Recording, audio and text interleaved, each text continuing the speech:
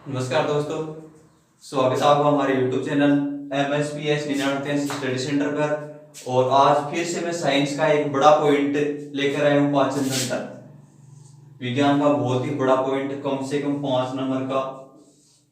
बड़े लड्डू वाली क्लास अपनी, मान कर चलो 5 नंबर यहाँ से आने 4 या 5 नंबर का एक क्वेश्चन चाहे चित्र का डायग्राम पूछ ले, चाहे अगर आपको पाचन की क्रियाविधि पूछे तो वो आना है।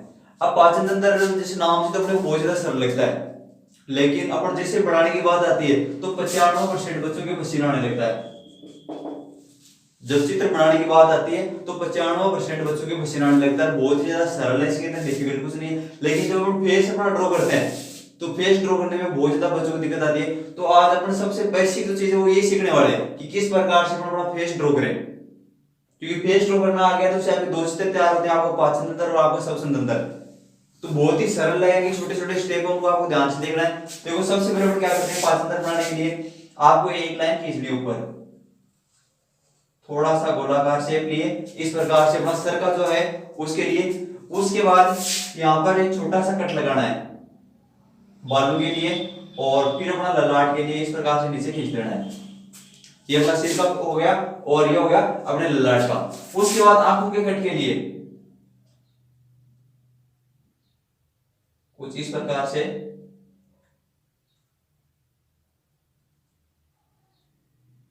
ये हो गया अपने नाक का शेप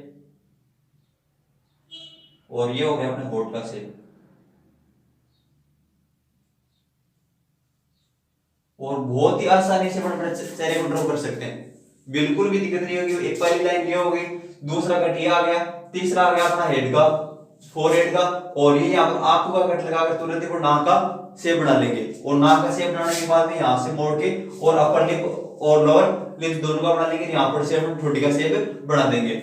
उसके बाद ये पीछे वाली लाइन इसको घुमाते हुए यहाँ पर ले आएंगे अपन, ये हो जाएगा अपने गर्दन का शेप। बिल्कुल आराम आराम से।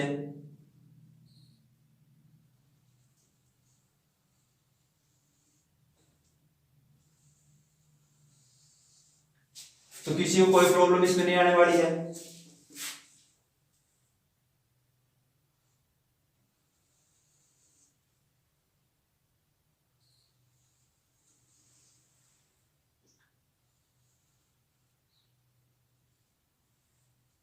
लो जी, वेरी सिंपल, बिल्कुल भी दिक्कत नहीं आएगी इसमें आपको।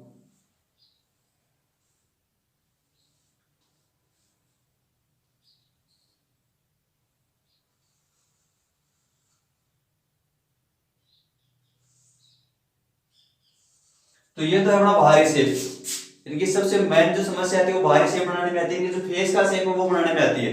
फेस का शेप आपने बनाना सीख लिया तो आपको कोई दिक्कत इसमें रहने वाली नहीं है। तो सबसे पहले आप आराम आराम से इसको ड्रॉ कर लें, और ये ड्रॉ हो गया तो अंदर वाला सिस्टम उसके अंदर बिल्कुल दिक्कत नहीं आएगी, आपको बिल्कुल भी जोर नहीं आने वाला। मैं करना चाहता तो इसको पहले भी बना सकता था, लेकिन बच्चों को सीखने के लिए बहुत ज्यादा जरूरी है कि किस प्रकार से ड्रॉ करें। तो आराम से आप इसको ड्रॉ कर लें जल्दी से। उसके बाद अपन इसकी आंतरिक बनावट शुरू करते हैं।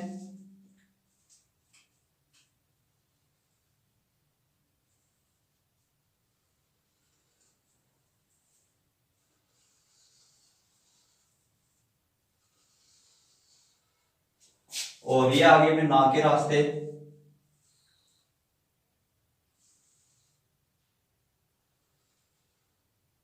और यहां पर आकर एक दूसरे से मिल जाती है। तो आपको इतना सा ध्यान रखना है। और यहां से के बाद में ये अलग हो जाएगी, ये हो जाएगी अलग। बस इतना सा ध्यान रखो आप। ये एक भाग है जहां पर एक दूसरे से मिलती है। इतना ड्रॉ करने के बाद में अपन अमाशय का शेप ड्रॉ करते हैं।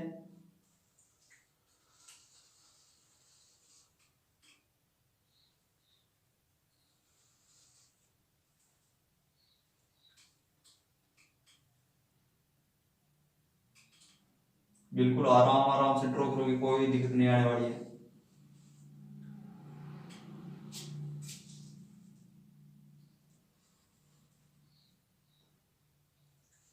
और यहां से अपनी छोटी आंत शुरू हो जाएगी।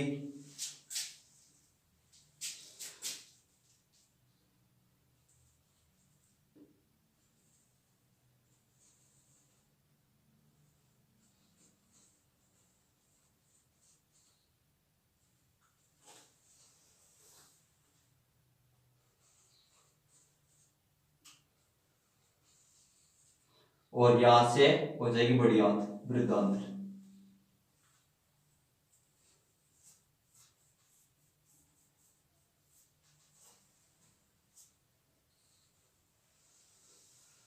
ये हो जाएगा कर्मी रूप जो प्रेसिस का होती है उसका भाग।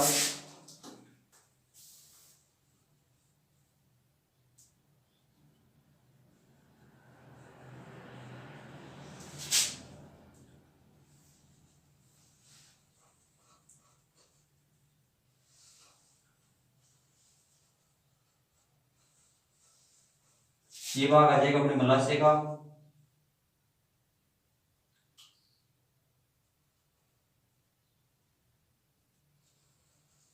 और अंतिम जो भाग है वो हो जाएगा अपने मलद्वार का। तो इस प्रकार का शेप रहने वाला है, बिल्कुल साधारण सा, कोई दिक्कत आपको नहीं आने वाली है। और यहाँ पर अपन ड्रॉ कर देंगे अपने अग्नाशय। ये वाला जो भाग है यहाँ पर हो जाएगी अग्नाशय। और यहां पर हो जाएगी यकृत।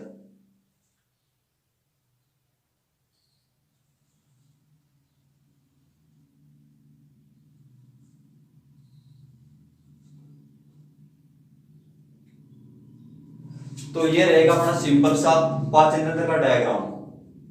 कोई दिक्कत नहीं है, यदि ये शेप आपका बन गया तो बाकी के चित्र में आपको कोई जोर नहीं आने वाला, बिल्कुल बहुत ही सरल बना बढ़ जाएगा। अब अपन इसका कर लेंगे नामांकन।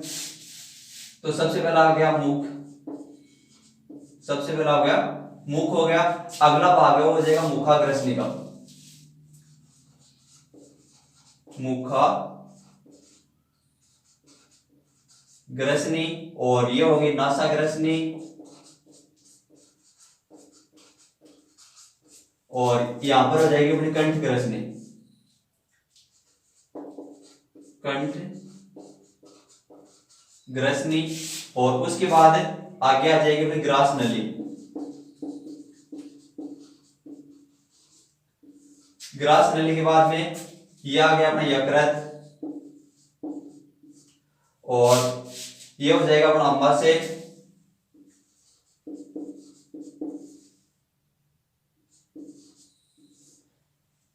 ये हो जाएगी अपनी अग्नाशय ग्रंथि।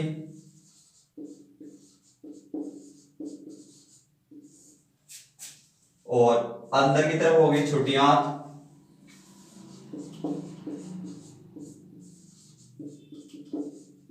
उसके बाद ये होगी बड़ी आंत।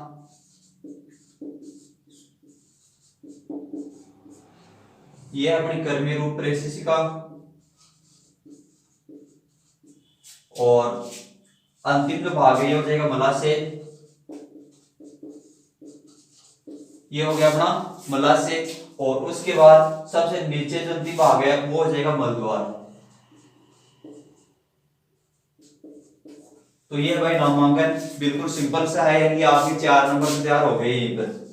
यदि चित्र आया और आपने इस प्रकार से ड्रॉ कर दिया तो आपके 4 नंबर पक्के हो गए। और मुख्य से होती है लार ग्रंथि,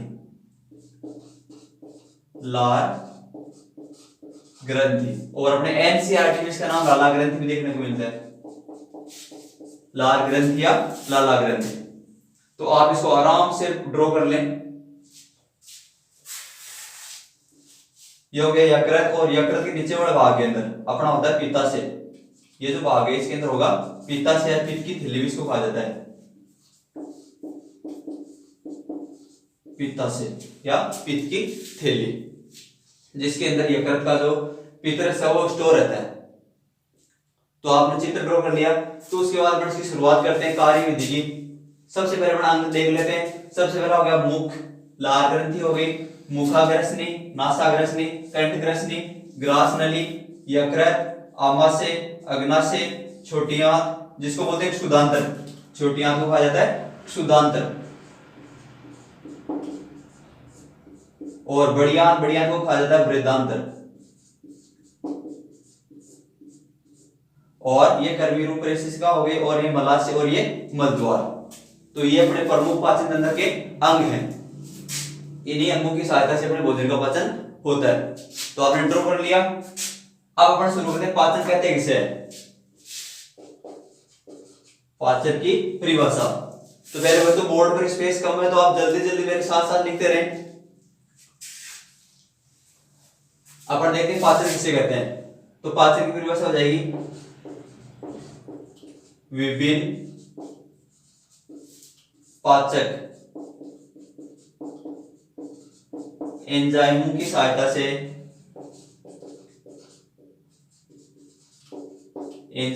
सहायता से भोजन के जटिल अणु को सरल अणु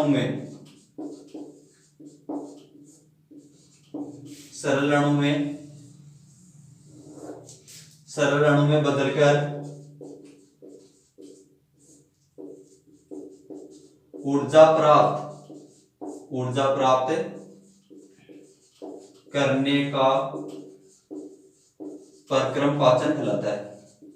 तो ये हो गई अपने पाचन की परिभाषा। जल्दी से आप इसको नोट कर लें, पाचन तंत्र की परिभाषा को नोट कर लें आप जल्दी से। हाँ, विभिन्न पाचन एंजाइमों की सहायता से, यानी कि अपने शरीर के अंदर अलग अलग प्रकार के पाचन एंजाइम होते हैं। तो इन्हीं पाचन एंजाइमों की सहायता से भोजन होता है वो जटिल अणु के रूप में। अपना भोजन होता है किस रूप में होता है? जटिल अणु के रूप में। तो ये पाचन जो एंजाइम वो क्या करते हैं, इसको छोटे छोटे सरल अणु में बदल देते हैं, या भोजन का इसका सरलीकृत कर देते हैं। तो सरल अणु में बदलकर ऊर्जा प्राप्त करने का जो प्रक्रम है उसको कहते हैं पाचन। कर लिया नोट। उसके बाद हम देखेंगे पाचन तंत्र।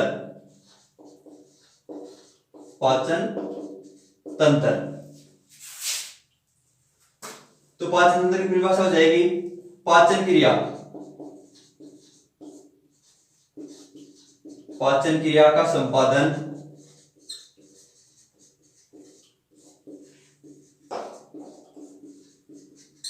करने वाले अंगों के समूह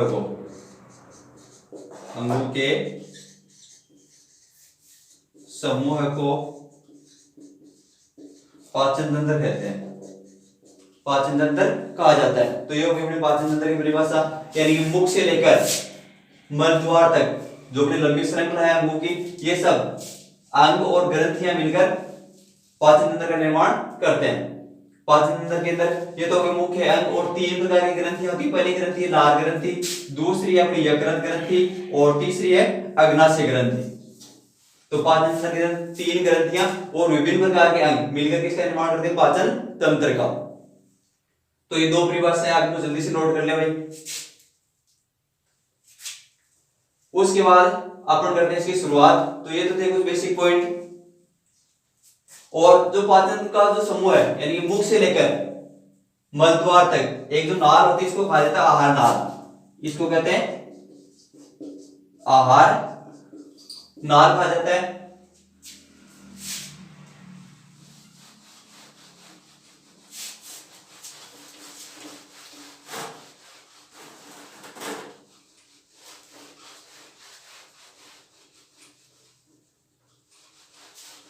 अब आहार नाल की लंबाई होती है 8 से 10 मीटर। आहार नाल की लंबाई 8 से 10 मीटर। हाँ जी, सोचने वाली बात है, 8 से 10 मीटर, जबकि अपनी लंबाई तो मात्र 6 फीट ही है, लेकिन अपने आहार नाल की लंबाई कितनी होती है? 8 से 10 मीटर। तो मैं इसके अंदर आपको बता दूं 7 से 7.5, यानी कि अपने 25 सेंटीमीटर की तो हो गई ग्रास नली। 25 सेंटीमीटर लंबाई तो किसकी हो गई? ग्रास नली की हो गई। इसकी अपनी ग्रास नली की लंबाई कितनी है? 25 सेंटीमीटर। उसके बाद जो अपनी छोटी आंत है उसकी लंबाई होती है लगभग 7 मीटर। लगभग 7 मीटर।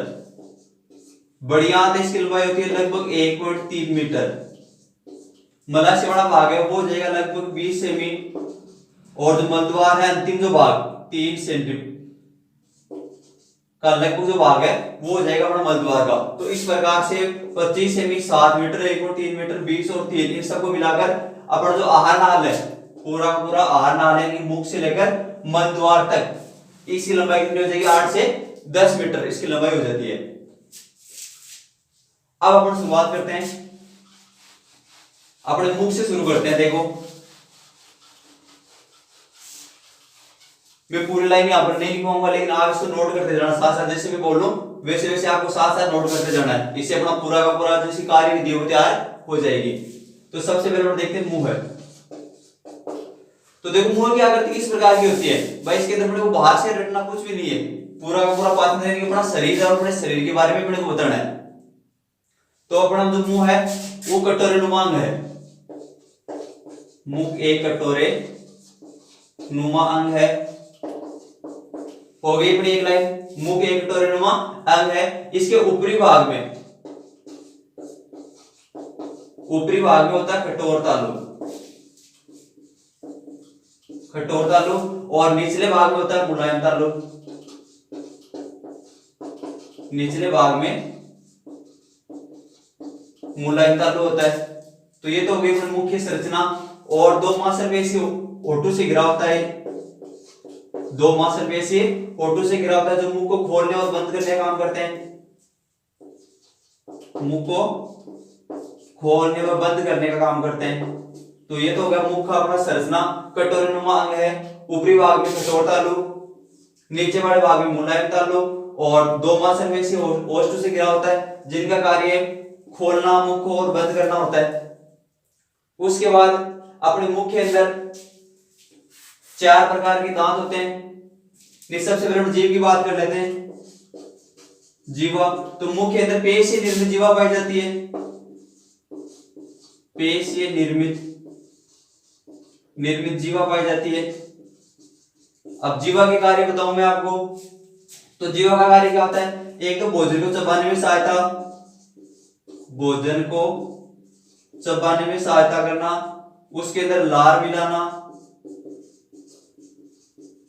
उसके अंदर लार मिलाना, और भोजन करने के बाद में मुंह है वह दांतों की सफाई करना, दांतों की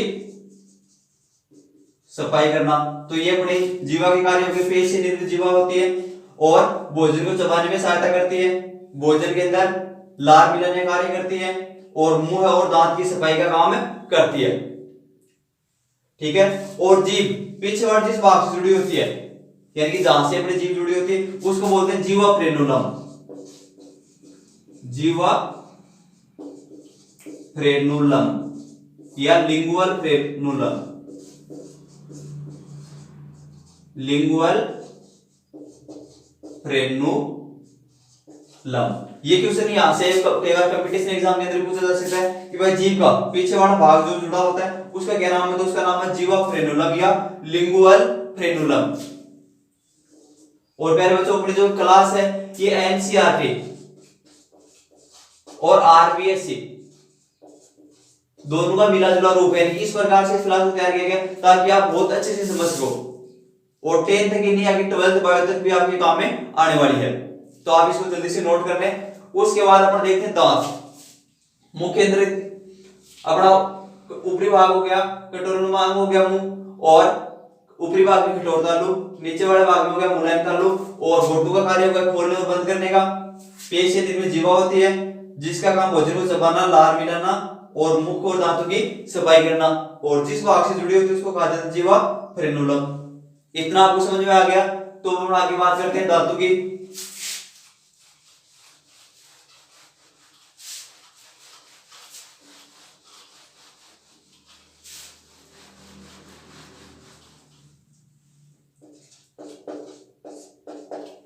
दांत तो अपने मुंह के अंदर 4 प्रकार के संख्या में 32 दांत पाए जाते हैं भाई, संख्या में 32 दांत। आपको पूछ लिया कि दांतों के प्रकार बताइए कितने प्रकार हैं, 4 प्रकार, संख्या कितनी है 32 है, और दांत जिस सांचे में फिट होते हैं उसको मसूड़ा कहा जाता है। अपने दांत जिस सांचे के अंदर फिट होते हैं उसको कहा जाता है मसूड़ा, और गड्ढे में उगे होने के कारण इसको गरत दंती कहा जाता है। मनुष्य को क्या कहा जाता है, गरत दंती, यानी कि अपने दांत मसूड़े के रूप में जो गड्ढे में उगते हैं। ठीक है। उसके बाद मनुष्य के अंदर द्विबार दंती, द्विबार दंती व्यवस्था पाई जाती है। एक बार पहले जो दांत होते हैं उनको बोलते हैं अस्थायी दांत, अस्थायी दांत या दूध के दांत इनको कहा जाता है, दूध के दांत। और दूसरे होते हैं स्थायी, जो अभी अपने मुख के अंदर है तो उनको बोलते हैं अपने स्थायी दांत। तो दांतों के प्रकार हो गए 4, संख्या हो गई 32, और जिस सांचे के अंदर फिट होते हैं उसको कहा जाता है मसूड़ा। गर्दंती व्यवस्था पाई जाती है, 2 बार दांत आने का द्विबार दंती कहा जाता है। पहले जो दांत होते हैं उनको कहा जाता है अस्थायी दांत या दूध के दांत कहा जाता है, जो छोटे बच्चे में आते हैं उसके बाद सारे के सारे टूट जाते हैं। उसके बाद में जो दांत होते हैं उसको कहा जाता है स्थायी दांत, जो जीवन पर्यंत अपने मुंह के अंदर बड़े रहते हैं। अब अपन देख लेते हैं इनकी संख्या और कार्य, दांतों की संख्या और कार्य। तो देखो ऐसे अपन याद करते हैं इन 32 को, तो याद करना बहुत ज्यादा आपके लिए डिफिकल्ट होगा। दांत है, दांतों को आप इस प्रकार से याद रखोगे तो बहुत ज्यादा डिफिकल्ट रहेगा। तो इसके लिए हमारा बनाया हुआ एक दंत सूत्र है, उसकी सहायता से हम बहुत ही आसानी से याद रख सकते हैं। बस आपको रटना नहीं है, दंत सूत्र, इसको आप नोट कर लो, 21 23 बटा 21 23, 21 23 बटा 21 23, ये अपना दंत सूत्र है। इसको आप जल्दी से नोट करो। ये दंत सूत्र अपने को सारे के सारे जो दांत है उनकी संख्या याद करने में मदद करेगा। कुछ भी नहीं करना है, इसको इंटू 2 कर देना आपको, इंटू 2। ऊपर वाला जो 21 23 है वो अपने को ऊपरी जोड़े की संख्या बताएगा, और नीचे वाला वो नीचे जोड़े की बताएगा। इनकी 16 32 है तो 2 भागों में बांट दिया, तो 16 प्लस 16 हो गया, यानी ऊपर वाले जबड़े में 16 और नीचे वाले जबड़े में भी 16। तो देखो सबसे पहले दांत 4 प्रकार के हैं। पहला है करंतक दांत, नंबर 2 पर आते हैं रदनक, नंबर 3 पर आते हैं अग्र चौवर्णक, और नंबर 4 पर आते हैं चौवर्णक। नंबर 4 पर जो दांत आते हैं उनको कहा जाता है चौवर्णक दांत।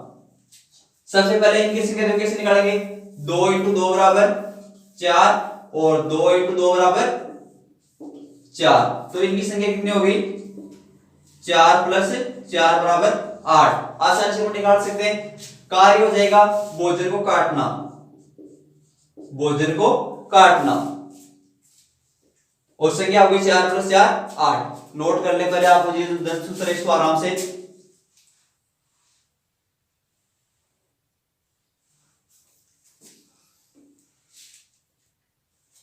और दोस्तों ये निकलते हैं 6 माह की उम्र में,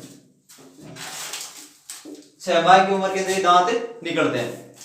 उसके बाद जो दूसरे दांत है ये है रदनक, तो इनकी संख्या हो जाएगी देखो सूत्र से 2 एकम 2 और 2 एकम 2, तो इनकी संख्या हो गई 4। और इनका कार्य है चीर फाड़ करना, चीर फाड़ करना। और ध्यान रखना ये दांत है मांसाहारी जो जीव होते हैं, मांसाहारी जीवों के अंदर सर्वाधिक विकसित होते हैं, जिनको अपनी भाषा में नेस बोलते हैं।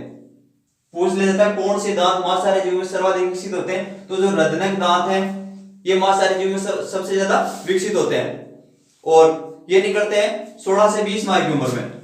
जब बच्चा 16 से 20 माह का हो जाता है तब ये दांत निकलते हैं।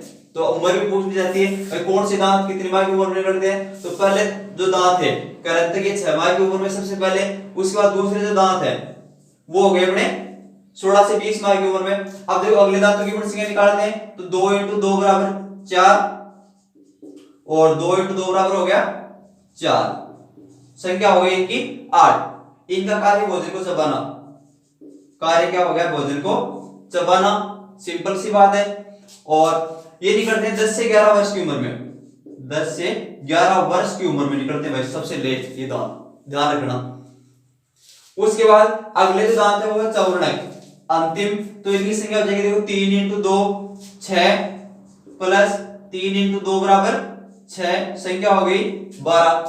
कितनी हो गई, 12। इनका कार्य भी भोजन को चबाना, इनका कार्य भी भोजन को चबाना। और ये निकलते हैं लगभग 15 माह तक, 15 माह की उम्र में निकल जाते हैं, 12 से लेकर 15 माह।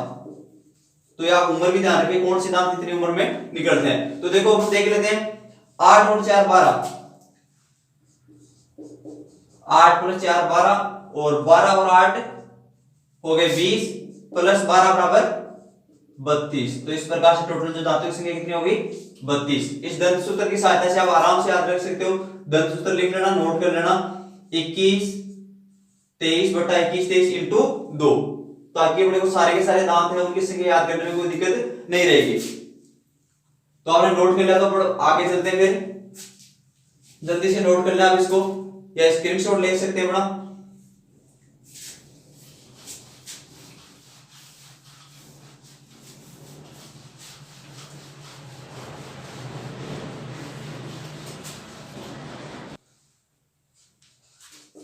उसके बाद आगे बात करते हैं लार ग्रंथि की। लार ग्रंथि, तो लार ग्रंथि लार का स्राव करती है, लार का स्राव करती है, और लार का कार्य है भोजन को चिकना बनाना,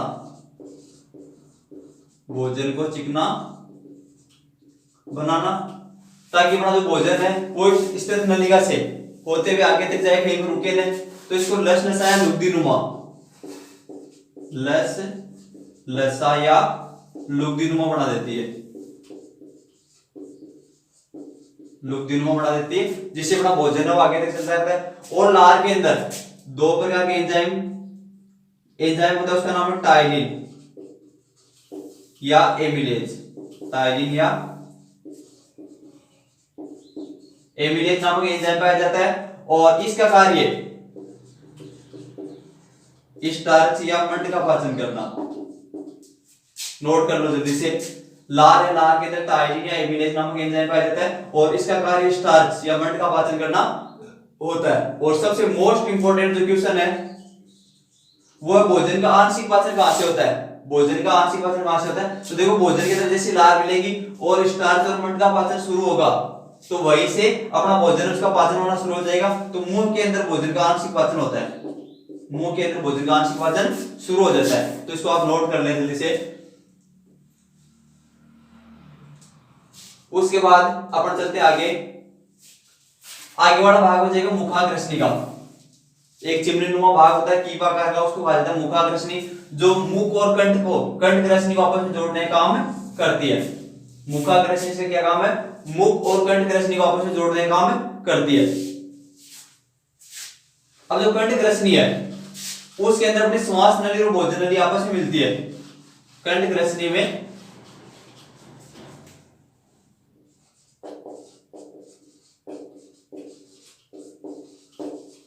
अपनी ग्रास नली व श्वास नली दोनों आपस के अंदर जुड़ जाती है, और यहां पर एक संरचना होती है, ये मुख्य रास्ते आ रही है और ये आगे अपने नाक के रास्ते।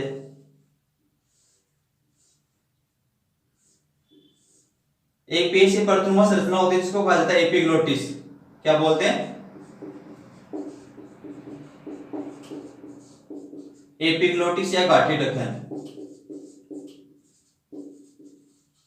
गाठी ढक्कन इसको कहा जाता है। और इसका जो कार्य है वो भोजन को श्वास नली में जाने से रोकना, और अपना श्वास है उसको श्वास नली में भेजना। जैसे अपन श्वास ले रहे हैं तो उस समय तो क्या करती है, भोजन नलिका को बंद कर देती है, और जैसे अपन भोजन निकल रहे हैं उस समय क्या करती है, श्वास नली को बंद कर देती है। और दूसरा अपना जो स्वरयंत्र है, स्वरयंत्र इसके एक सुरक्षात्मक आवरण के रूप में भी काम करता है, ताकि जो भी अपन कुछ खाते पीते हैं वो अपने स्वरयंत्र के अंदर न फंसे और गलती से भी फेफड़ों के रास्ते न चला जाए। तो ये कार्य होता है अपने एपिग्लोटिस का या गाठी ढक्कन का। उसके बाद अपन बात करते हैं ग्रास नली। तो ग्रास नली की लंबाई होती है लगभग 25 सेंटीमीटर। कितनी होती है, 25 सेंटीमीटर। और ये भोजन को कंठ ग्रसनी से लेकर अमाशय तक पहुंचाने का काम करती है।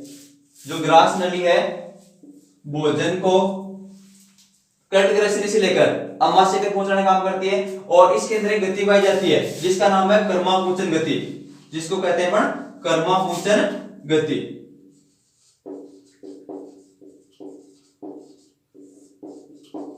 पूरा जो आहार नाल है वो गतिशील होता है, यानी गति करता है कर्माकुंचन गति, और इसी का अपना भोजन आगे से आगे बढ़ता रहता है। उसके बाद यहाँ पर ये जो भाग है जहां पर अमाशय और अपनी ग्रस्त नली आपस में जुड़ती है, वहां पर एक अवरोध नहीं होती है,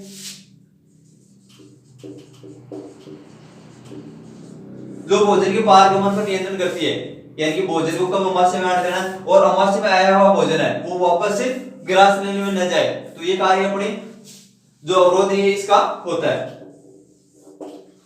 उसके बाद अगला अंग आता है अमाशय। अगला जो अंग है उसका नाम है अमाशय। तो देखो अमाशय आहार नाल का सबसे चौड़ा भाग है, अमाशय आहार नाल का सबसे चौड़ा भाग है।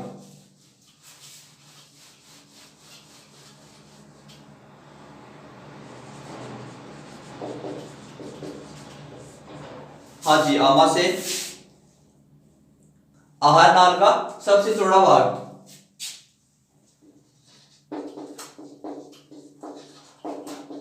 आहार नाल का सबसे चौड़ा भाग है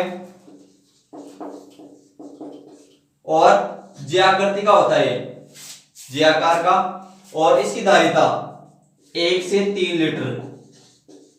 कोई पूछ ले कि अमाशय की धारिता कितनी होती है, यानी इसकी धारण क्षमता भोजन कितना धारित कर सकता है, तो वो होती है इसकी 1 से 3 लीटर, मिनिमम 1 लीटर और मैक्सिमम 3 लीटर तक आहार उसको धारित कर सकता है। उसके बाद हम देखते हैं अमाशय के अंदर ऑक्सेंटी कोशिकाएं,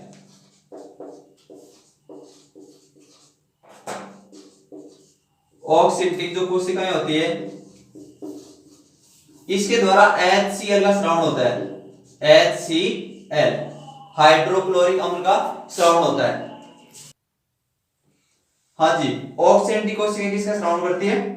हाइड्रोक्लोरिक अम्ल का। अभी हाइड्रोक्लोरिक अम्ल अपने भोजन के साथ कोई भी जैसे जीवाणु विषाणु बैक्टीरिया अमाशय तक पहुंच जाता है तो उसको नष्ट करने का काम करता है। और दूसरा अपने अमाशय के अंदर पेप्सिन व रेनिन नामक दो एंजाइम होते हैं। तो पेप्सिन है किसका पाचन करता है? प्रोटीन का। पेप्सिन मुख्य रूप से प्रोटीन का पाचन करता है और इसको प्रोटीन पाचन के लिए, प्रोटीन का पाचन करने के लिए अम्लीय वातावरण की आवश्यकता होती है भाई। प्रोटीन, ये पेप्सिन बोलता है कि मैं तभी प्रोटीन का पाचन करूंगा जब मेरे को वातावरण कैसा मिलेगा, बिल्कुल खट्टा खट्टा अम्लीय वातावरण मिलेगा। और वो अम्लीय वातावरण कौन तैयार करता है? HCl, यानी कि पेप्सिन है इसके लिए प्रोटीन के पाचन के लिए अमाशय का जो अम्लीय वातावरण तैयार करता है हाइड्रोक्लोरिक अम्ल। और यही कारण है कि अपन जब कई बार उल्टी होती है तो उसका स्वाद बिल्कुल बदल जाता है, खट्टा हो जाता है। खट्टा वो इसी अम्ल के कारण होता है, हाइड्रोक्लोरिक अम्ल के कारण। और रेनिन, ये क्वेश्चन वेरी मोस्ट है, वेरी मोस्ट इंपोर्टेंट क्वेश्चन, कई बार कंपटीशन एग्जाम में पूछा जाता है। तो जो नवजात शिशु होता है, नवजात शिशु यानी कि जो दूध के ऊपर डिपेंड रहते हैं, तो ये जो दूध प्रोटीन है उसका पाचन करता है। नवजात शिशु जो दूध पीने वाले होते हैं, छोटे बच्चे, उनके अंदर अमाशय के अंदर रेनिन नामक एंजाइम उसका स्राव होता है। और जैसे वो दूध पीना बंद करता है उसके बाद पेप्सिन का स्राव होता है जो प्रोटीन के ऊपर क्रिया करता है। इसके अलावा अमाशय की जठर ग्रंथियों द्वारा जठर रस का स्राव होता है, जठर रस का। और श्लेष्मा ग्रंथि द्वारा, या जो इसकी ग्रंथ कोशिकाएं होती है, ग्रंथ या सतही कोशिकाओं के द्वारा श्लेष्मा का स्रावण होता है। तो ये था अपना अमाशय। और ये अमाशय के इनके जो एंजाइम उनकी कार्य, पहला HCl हो गया, दूसरा है पेप्सिन जो प्रोटीन का पाचन करता है, रेनिन नवजात शिशु में जो दूध प्रोटीन उसका पाचन करता है, उसके बाद जठर रस, और श्लेष्मा जो क्या करता है? आंतरिक अस्तर की, अपना जो अमाशय का आंतरिक भाग है, ये वाला भाग, इसकी सुरक्षा करने का काम में करता है। भाई जैसे मान लो अपने ज्यादा मिर्ची वाला या ज्यादा मसाले वाला भोजन खा लिया तो अपने अमाशय के आंतरिक भाग को नुकसान पहुंचा सकता है। तो इस स्थिति में जो श्लेष्मा अपने अमाशय के आंतरिक भाग की रक्षा करता है। और अमाशय को मुख्य रूप से 3 भागों में बांटा गया है, अपने अमाशय को मुख्य रूप से 3 भागों में। पहला भाग है कार्डियक भाग। कार्डियक भाग जो सबसे ऊपर वाला भाग होता है, ये जो भाग है यहां से जैसे कनेक्शन जुड़ती है तो इस भाग को कहते हैं कार्डियक भाग। दूसरा जो बीच वाला भाग है, ये जो भाग है ये 1 नंबर हो गया, ये 2 नंबर, इसको बोलते हैं फंडिस भाग, फंडिस।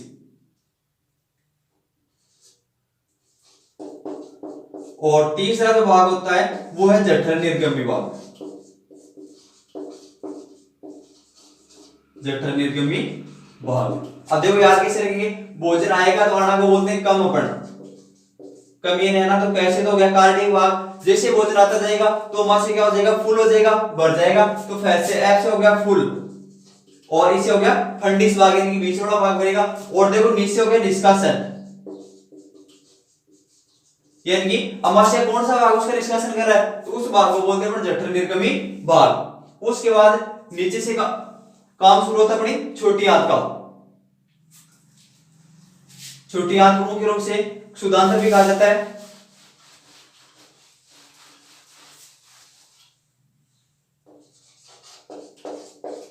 छोटी आंत, और इसको कहते हैं क्षुधांतर। छोटी आंत को क्षुधांतर कहा जाता है। और ये जो क्षुधांतर है इसकी लंबाई होती है लगभग 7 मीटर। और भोजन का सर्वाधिक पाचन,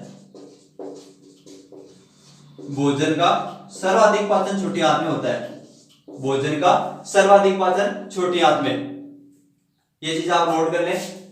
क्षुधांतर के नाम से जाना जाता है और इसकी लंबाई होती है 7 मीटर और भोजन का सर्वाधिक पाचन छोटी आंत के अंदर होता है। तो ये 3 क्वेश्चन हो गए यहां से, इनको आप नोट कर लें। उसके बाद इसके अंदर छोटी आंत के अंदर अंगुलियों के समान इस प्रकार से उभरी हुई संरचनाएं होती है। छोटी आंत में अंगुलियों के समान उभरी हुई संरचनाएं होती है, जिनको अपन कहते हैं दीर्घरोम, दीर्घरोम या रसांकुर, दीर्घरोम या रसांकुर कहा जाता है।